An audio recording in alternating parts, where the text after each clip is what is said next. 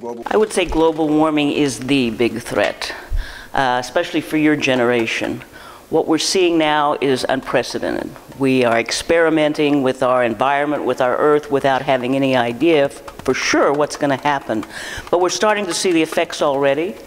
And unfortunately, CO2, methane to a certain extent, but CO2 stays around in the atmosphere so long so that what we're putting up now and what we'll be putting up in the next few years will stay in the atmosphere for 200 years. We're already seeing the effects of it. We're seeing species go extinct. We're seeing forests dry out, be infested by insects, killing trees, which makes them susceptible to huge fires.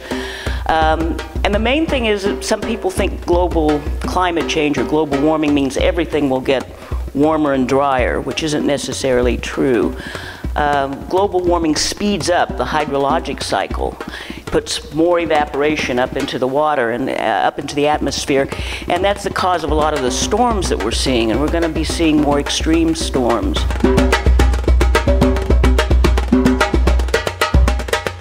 We've had a pretty steady climate for the last 10,000 years or so, and our agriculture, our societies, our cultures are all adapted to those conditions.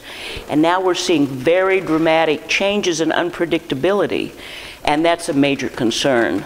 It's going to affect political upheavals. If people are starving and can't feed their families, they're not going to just take it quietly. You're going to have food riots. You're going to have more and more economic refugees pushing to come into countries that still have plenty of food. You're going to have a whole political systems confused. You're going to have horrible ethical dilemmas about how much to provide for these countries that are suffering. I would say that many of our problems are exacerbated by this increase in climate instability and global warming.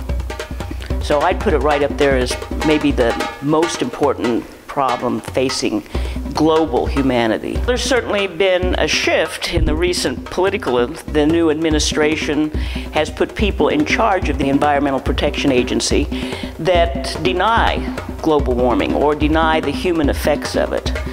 They've pledged to step back from all of the efforts that we've made to cooperate with the rest of the world, including China now, in cutting global emissions and trying to cut it back. So it's a period of great uncertainty what's going to happen, but I regret that there's not a major commitment by the United States to do something about climate change. We thought we were moving in that direction, and now we don't know. We sometimes talk about tipping points, you know, how far before it gets too extreme for us to do anything. We've already done some things that are irreversible. All we can do is try to slow the climate change. I mean, if the world and the United States and everybody got behind it, we could slow it, and we could keep it from being extreme, and we could keep the climate change slow enough that we would be able to adapt to it.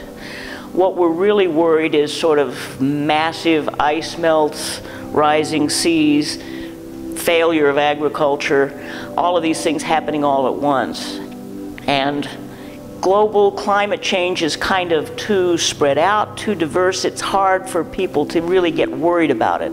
The change is so incremental. It takes a commitment.